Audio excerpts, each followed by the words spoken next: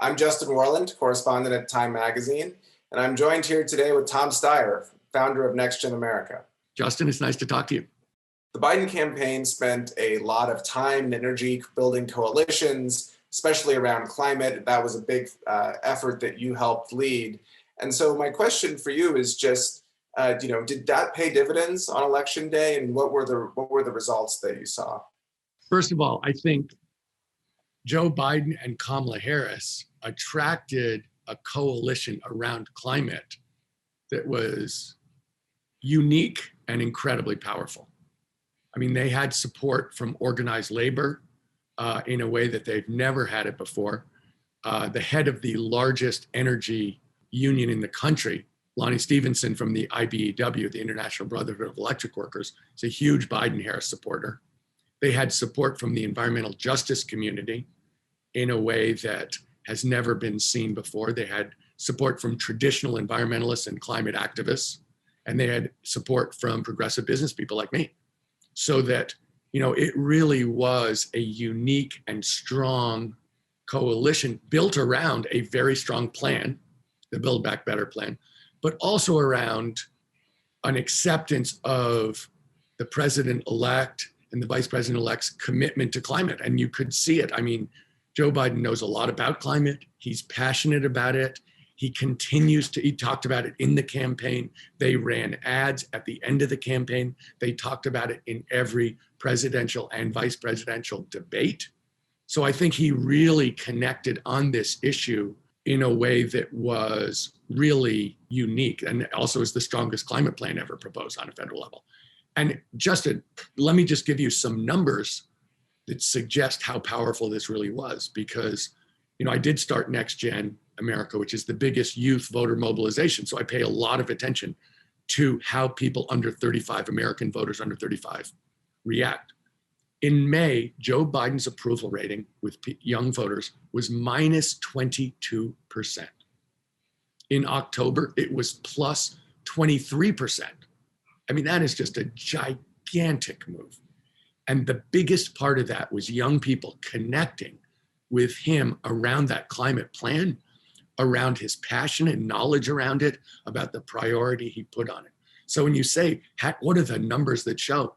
Look, I think we're going to see how huge the incremental number of young voters who voted for Biden-Harris as opposed to voted for Mrs. Clinton in 2016. I think that number, I know it's in the millions. I think it's going to be higher. The change in young voters for Biden-Harris is going to be bigger than the overall margin of victory. So it's a huge, huge fact and a huge success. This climate plan and their commitment to it had a tremendous influence in the outcome of this election. So you talked about the role that this coalition played in the election and on election day, and I'm just curious, what role do you think it will play going forward as there's a push for climate policy? Well, I think, it's TBD who's in charge of the US Senate. I think, we have a plan, that the Build Back Better plan is something that resonated with working people, as I said, with environmental justice leaders, communities of color across the country, because that's where the poisons are concentrated in America, with young voters. So I think that there's a commitment from the president and vice president-elect to be climate leaders. And I think how that works out, in the various different parts of their administration and in the broader sense in the federal government, is something that has to be determined. But I think that what's clear is that was a huge part of what got them elected. It's a huge part of what they stand for. And, how they fulfill that mandate is something that we have to trust them to figure out in the realities of the country and of Washington. Well, I'm curious, obviously, as you alluded to, you worked and helped, engage this community on the plan. And as you said, it's, the political realities might be difficult for some of the legislative elements of it.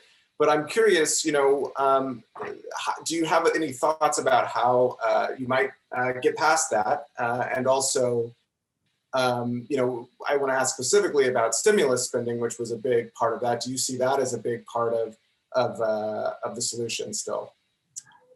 Look, I think the Build Back Better plan had a number of elements to it, including 100% clean electricity generation by 2035, net zero carbon economy wide by 2050, but it also had a huge clean infrastructure plan, $2 trillion over 4 years.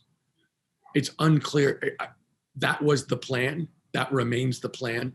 But I think that there's some other things going on, Justin, that are really powerfully behind the new administration's efforts on climate. One is that the economy is moving regardless of what happens politically.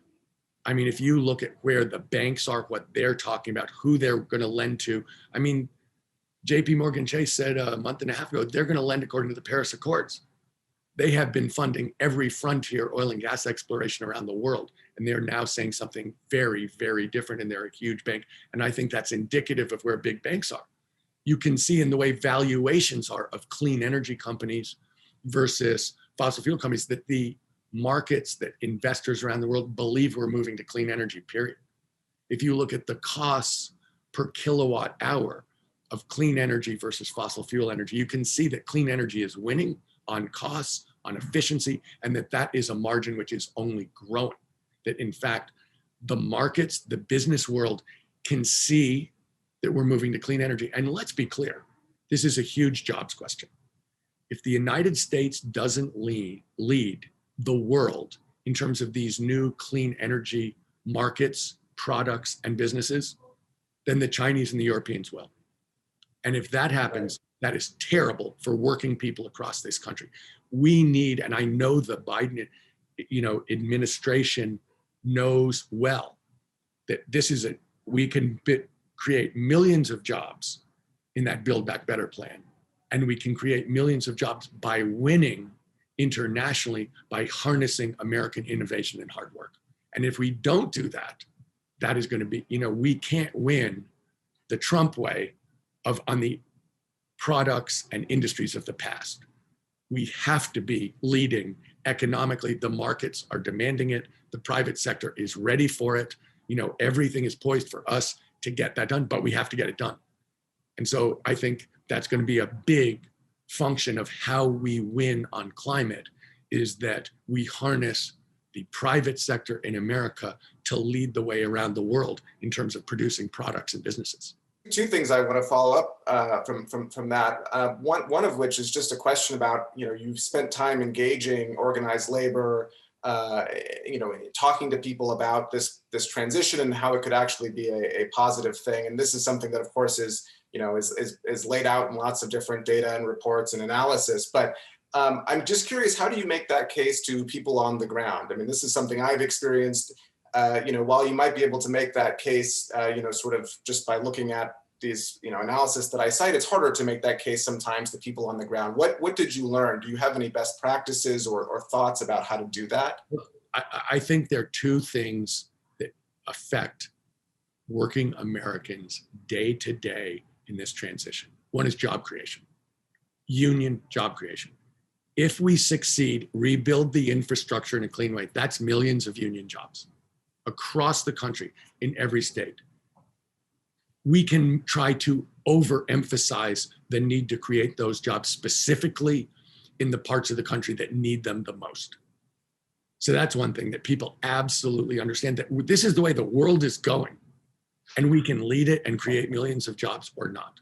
And the second question is about health, that if we do this, we are going to improve the health of Americans in terms of asthma, in terms of clean air, clean water, and toxins. And this is something where those poisons have been concentrated in Black and brown communities around this country in a way that if you travel the country and go see what it looks like, sick kids, sick adults, people dying prematurely. Everybody in Flint, Michigan knows that. Everybody in Denmark, South Carolina knows that. Everybody in South Fresno, California knows that.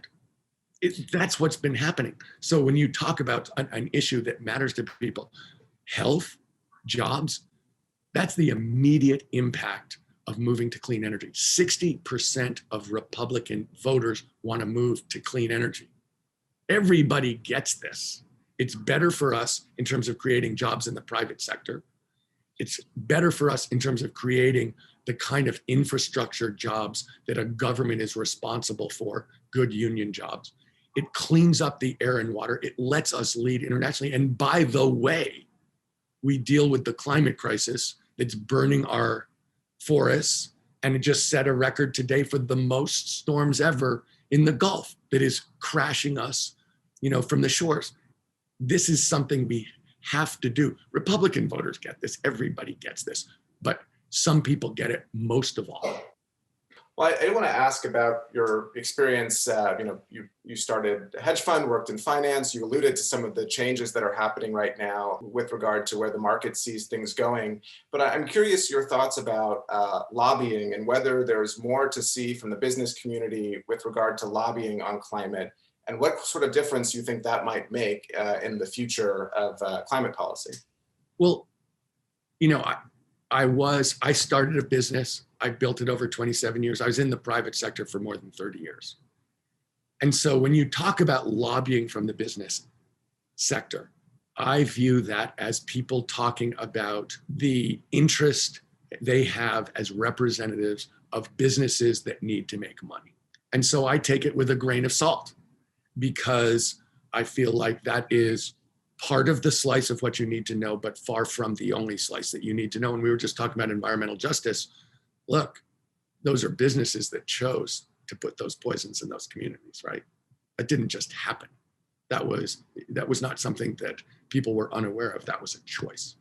So when business people start to, quote unquote, start to advocate for, lobby is a very specific word. I'll use advocate as a broader sense. That means they see that's where the wind's blowing. That's where the opportunities are. That's where they intend to make money. So that doesn't bother me. The fact that tells me the economics have moved. They are now saying, we want to do clean energy. And they may say the reason is because they need to save the planet, but they weren't saying it 5 years ago. That tells me something powerful, Justin, which is the economics have moved. They're telling us that because they see an opportunity for themselves. And that doesn't freak me out. I just want to put it in the context of, okay, now we know they're looking and saying this is inevitable. Let's give them the opportunity. Let's let American enterprise succeed.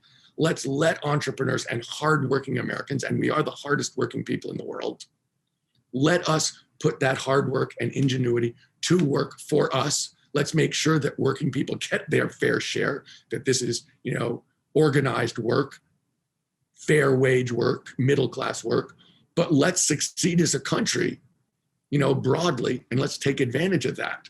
The fact that this is our opportunity, let's not hold them back. Let's succeed together, but let's make sure that it's fair. So you see that change happening. Oh, heck yes. Oh God. I was talking about the costs. They see the costs. I was talking, one of the things I like says, there's a collection of clean energy projects. It's a company called NextEra, which very few people have heard of. It has a higher market valuation than ExxonMobil. That is investors with their money that they are concerned about making money on, telling you which way the wind is blowing. That's a hard to believe fact. ExxonMobil peaked as a stock in 2003. If you look at the number of non-performers that are oil and gas loans on big banks' balance sheets, they're wildly disproportionate to the amount of loans on those balance sheets. Do I think that JP Morgan said they're going to lend according to the Paris Accords without taking a look at how profitable the different loans are? How could that possibly happen? Do I think that was coincidental that just when all of their oil and gas loans were turning bad, they decided they were going to lend according to the Paris Accords? I don't think that's a coincidence. But it's the market telling you the time has come to make this move. And it's up to us as Americans to make sure we make that move. This is going to be a powerful move if we handle it right, in terms of creating middle-class jobs, in terms of cleaning up those communities where people, communities of color where these poisons are concentrated, in terms of winning economically and dealing with our climate crisis all in one. That's the package. That's what Biden-Harris have been pushing for. How we work it out is a question. Whether we work it out can't be a question. And doing it together successfully and succeeding as a country, that's what America's supposed to do. So how big of a signal to the market is the victory of Vice President Biden on this front? look, I think that the market is moving there already. I think they're saying this is inevitable. I think that obviously there's been no negative reaction at all. In fact, I think it's quite clear that the overall stock markets around the world were pleased with the outcome that Biden and Harris won. I think that's fairly straightforward, unambiguous. This year has been defined by COVID-19 and many other challenges that have bubbled up. And I'm just curious whether you see this as an opportunity to, as the president-elect says, build back better. And what does that mean to you?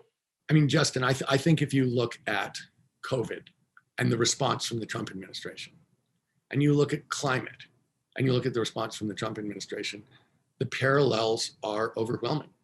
A denial that there's a problem, a rejection of science, a pretense that political reality is reality, and a policy that's utterly foolish and devastating to Americans' health and safety.